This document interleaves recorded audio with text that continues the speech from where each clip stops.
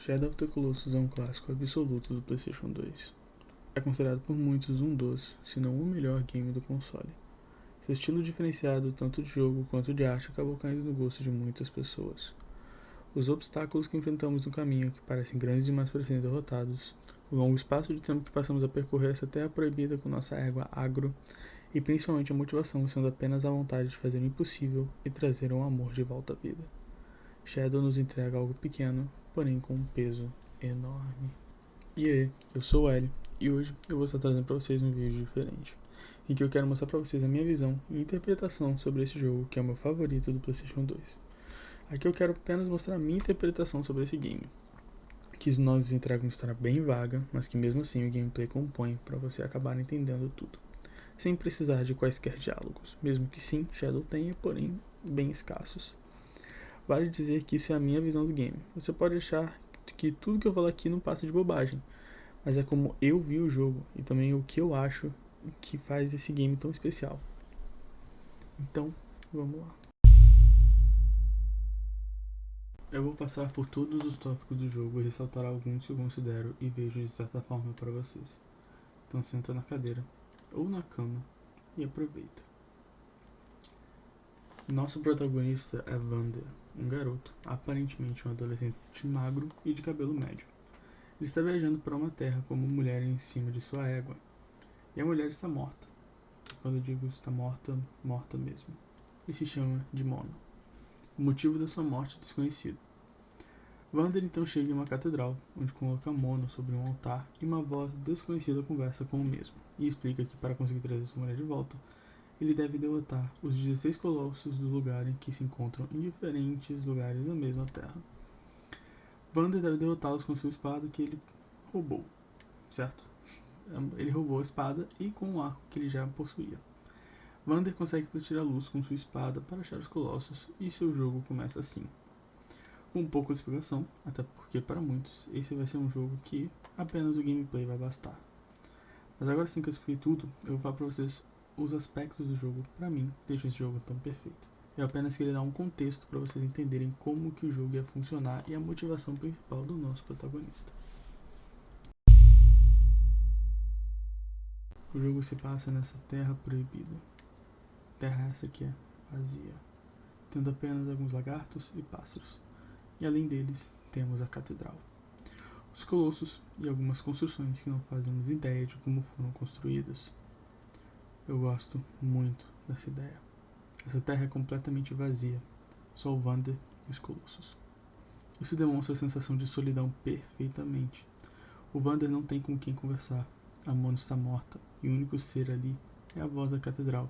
E o Vander mesmo assim não quer conversar com ninguém. Ele quer trazer a Mona de volta à vida. Mas eu vejo a terra toda sendo silenciosa, sem nada além dos colossos e o próprio Vander, como uma representação do próprio Vander. O Vander está sozinho, sem a Mona. A única coisa que restou para ele é a vontade de ver ela viva de novo. O Vander está vazio e sozinho, e o game nos mostra isso várias vezes. Mas para mim, o fato do mapa ser exatamente assim, vazio, é o que mais impacta. Não existe nada além de você e sua égua. E o mapa todo ser vazio assim mostra isso. O único barulho que nós temos é o calvagar da agro. O único momento da trilha sonora do game é com os colossos. E claro, na catedral, com o ser que habita nela. Tirando isso, nós estamos sozinhos. Apenas nós, por nós mesmos. Os maiores seres da Terra Proibida. Sua proporção é muitas vezes maior que o próprio Vander. E mesmo assim, são criaturas inocentes. Pois é, os colossos são completamente inocentes. Eles não atacam Vander, mesmo quando chegamos perto. O único dano que tomamos é o do andar deles, mas não deles mesmos. Existem sim algumas exceções, mas os colossos em si não atacam Vander. Eles estão apenas ali, aparentemente hibernando, até Vander chegar e interromper eles, que é quando os acordamos. Na maioria das vezes eles apenas andam, não olham ao redor. Eles apenas atacam quando Vander os ataca ou tenta escalá-los.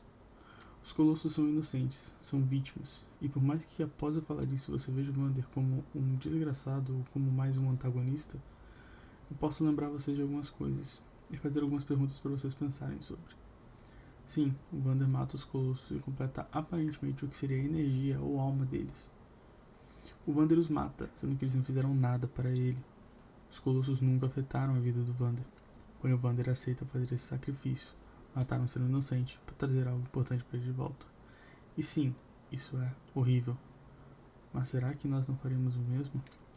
Pagar o preço da vida de outra pessoa pela vida de alguém que nós amamos. Tenho certeza que muitos de nós não pensaremos duas vezes, cara.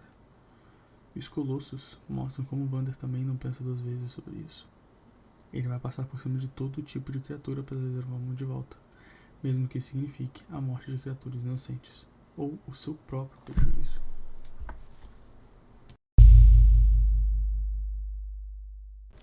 Quando chegamos ao final do game, entendemos o ser que habita a catedral. Dormin é um ser extremamente poderoso, que há muitos milênios atrás foi separado em 16 partes, por ser um ser extremamente ruim. Nada pode ser confirmado quanto a isso.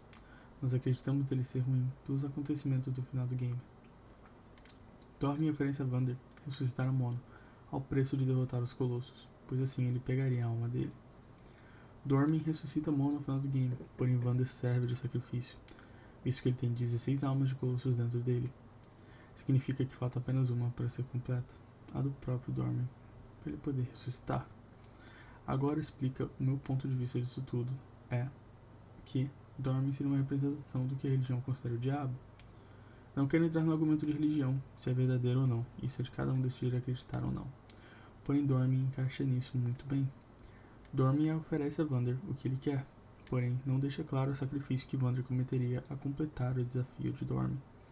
Vander provavelmente saberia que um preço seria pago, mas não sabia qual. Vander foi usado para ressuscitar Dormin, e o próximo ponto e último que eu vou trazer meio que traz mais força para essa conexão entre Shadow e a própria religião.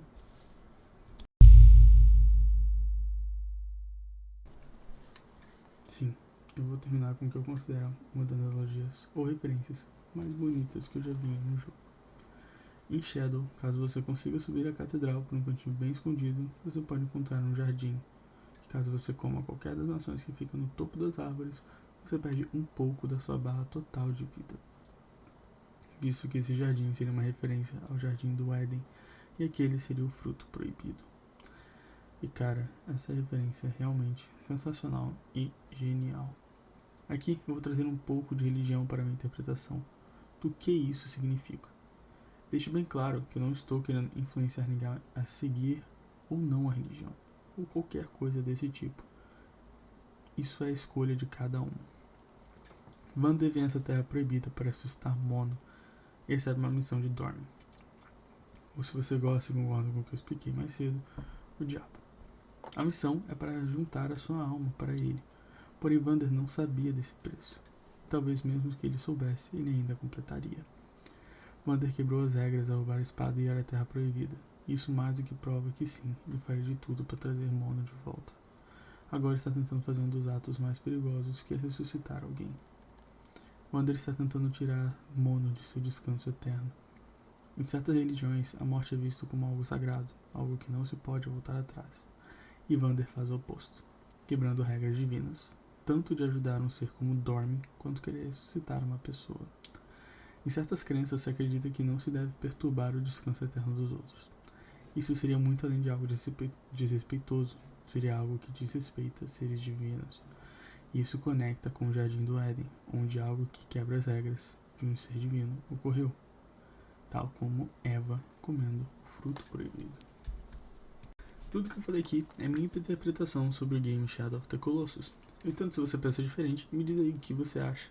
Eu vou ser honesto, eu não acho que tudo isso foi pensado pelo próprio autor, certo? O escritor do jogo e o chefe.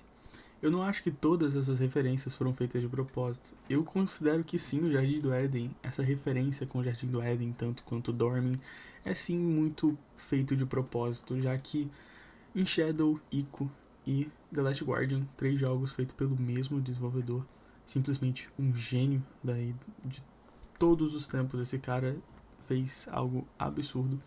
Pra vocês terem ideia, Ico e Shadow of the Colossus influenciaram muitos jogos. Até mesmo o criador de Dark Souls é influenciado por Ico, cara. Esse é o nível que chega. Mas eu não acho que tudo foi feito pensado. Eu confesso pra vocês que essa última parte do Jardim do Éden eu não fui de primeira. Eu já zerei Shadow 50 vezes, mano. Deus sabe quantas vezes eu já zerei esse jogo. Mas essa última parte realmente foi quando eu parei pra pensar bastante sobre o jogo, certo? Então, pode ser que sim, isso é só brisa na minha cabeça ou não, depende de como você vai interpretar também. Me diz aí nos comentários se você concorda com tudo que eu falei, se você tem uma visão diferente do que eu falei, certo? Até porque eu quero muito ver se eu deixei passar alguma coisa, se vocês têm alguma visão que eu não peguei, eu queria muito ver isso, cara. Mas, me diz aí, eu quero muito ver o que vocês acham ou o que vocês veem nesse jogo. Muito obrigado por assistir até aqui. Valeu, deixa o seu like aí e até.